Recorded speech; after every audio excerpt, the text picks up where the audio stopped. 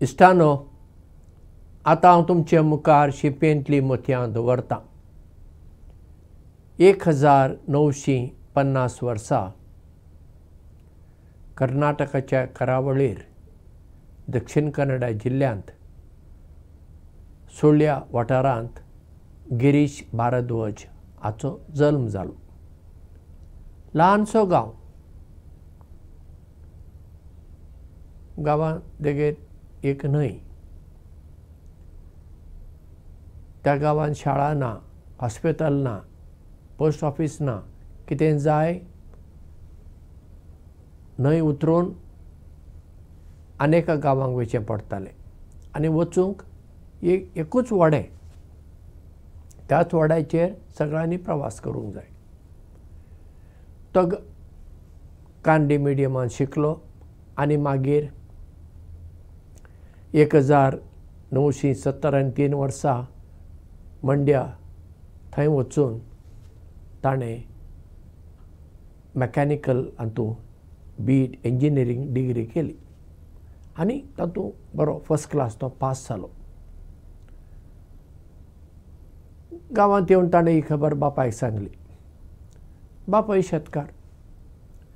बापायन म्हणलें, ही तुजी डिग्री घेवन तूं कामा खातीर भीक मागूंक वेतलोय, पूण तुका काम मेळटलें हाची खात्री ना. ही उतरां भारद्वाजाक लागलीं.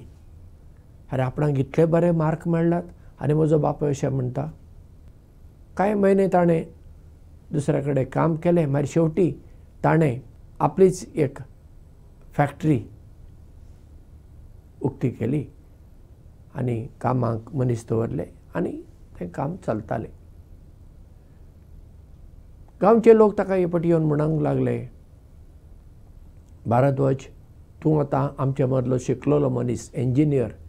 हे पळय, आमकां आतां पलतडी वचूंक एकूच व्हडें आसा आनी तो व्हडेकार जर बरो ना, व्हडें कितें दुरुस्त करचें आसता, आमकां कांय करूंक जायना, हांगाच रावचें पडटा. तूं आमकां एक पूल बांदून दी न्ही. तेन्ना ताणें तांकां म्हणलें, हांव सिवील इंजिनियर न्हय, हांव मॅकॅनिकल इंजिनियर. पूल बांदचे विशीं म्हाका कांयच खबर ना. पूण लोक सादो ताणें म्हणलें, पूण तूं इंजिनियर, तुका खबर आसूंकूच जाय. मागीर ताणें पुला विशीं पुस्तकां वाचलीं, अभ्यास केलो आनी शेवटी ताच्या गांवांत एक पूल बांदपाचो ताणें निर्धार केलो. गांवच्या MLA कडेन गेल्यार गांवच्या MLAन म्हणलें, हँगींग ब्रीज असलो करपाक हांगा कांय प्रोजेक्ट ना, म्हूण सरकारांतल्यान कांय पयशे मेळचे ना. तेन्ना लोकांनीच सगळे दुडू एकठांय केले आनी 1989 वर्सा पयलो हँगींग ब्रीज ताणें आपल्या गांवांत बांदलो आनी लोक एकदम खुशाल जालो. कित्याक आतां व्हड्याची गरज ना, व्हडें मेळटलें म्हण राखची गरज ना. तांकां जाय तेन्ना पुलाचेर चलोवन वचप, गाडयो वचूंक न्हय, फकत चलोवन वचप. ही खबर दुसऱ्या गांवांनी पावली, जंय अशीच परिस्थिती आसली आनी मागीर तो थंय ते पूल बांदूंक लागलो. खबर मागीर सरकाराक पावली आनी मागीर सरकारांत हावनी आदार मेळूंक लागलो. अशें गिरीश भारद्वाजान आतां मेरेन 130 परस चड असले हँगींग ब्रीज, पूल ताणें कर्नाटकांत, केरळांत, तमिळनाडांत, आंध्र प्रदेशांत बांदलात. केन्ना केन्ना ते बांदतना दुडू उणें पडटात. तेन्ना तो आपल्याच बोल्सांतले दुडू घालून ते पूल पूर्ण करता. लोकांचो सहकार मेळटा. एक पूल बांदूंक ताका सुमार 3 ते 6 म्हयने लागतात खंय. ताजे कामगार आसा, डिझायनी बी सगळें तोच करता. ताचे खातीर तो कांयच पयशे घेना. फकत जें कितें वस्तू लागता, मटिरियल लागता, कामगार आसा तांकां फारीक करूंक जाय, ताचोच खर्च तो घेता आनी हें करता. हाका लागून ताका भारत सरकारान पद्मश्री हो पुरस्कार दिलो. पूण गिरीश भारद्वाज म्हणटा व्हडल्यांतलो व्हडलो म्हजो संतोश म्हणजे जेन्ना पूल तयार जाता आनी त्या पुला वयल्यान गांवचो लोक चलोवन वता तांच्या तोंडार जी एक तृप्ती आसा, जो आनंद आसा, आनी ती म्हाका मागीर कितें म्हणटात, तो म्हज्या जिवितांतलो व्हडलो संतोश.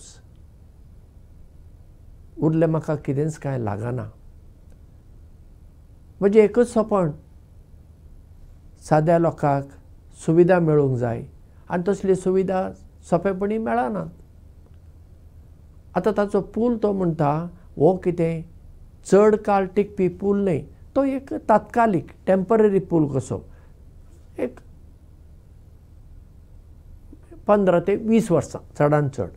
पूण तो म्हणटा कितलेशेच पूल ताचे पेक्षा चड काळ आजून टिकले. पळया, एका मनशाचो घाम, एका मनशाचो निर्धार पयलो कोणाचो सहकार ना, फकत गांवच्या लोकांचो. गांवच्या लोकां खातीर ताणें हें केलें. तो ताचो विशयच न्हय, कित्याक तो मॅकॅनिकल इंजिनियर. पूण सिवील इंजिनियरींग विशीं, चड करून पुला विशीं अभ्यास करून ताणें पूल बांदूंक सुरू केलें.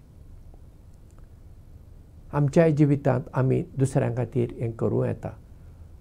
लोकांचे त्रास आसात, कश्ट आसात, ते उणें करूंक आमच्यान कितें करूंक जाता तें आमी करूंक जाता न्ही.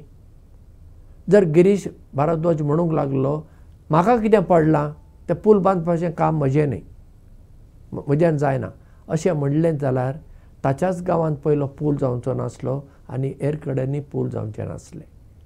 ताणें निर्धार केलो, देखून गांवच्या लोकांक फायदो जालो आनी जेन्ना ही खबर दुसऱ्या कडेन पसरली, दुसऱ्या गांवच्या लोकांकूय फायदो जालो. तर आमी सदांच आमचे कडल्यान दुसऱ्यांक कितें करूं येता तें चिंतुया, तें करुया.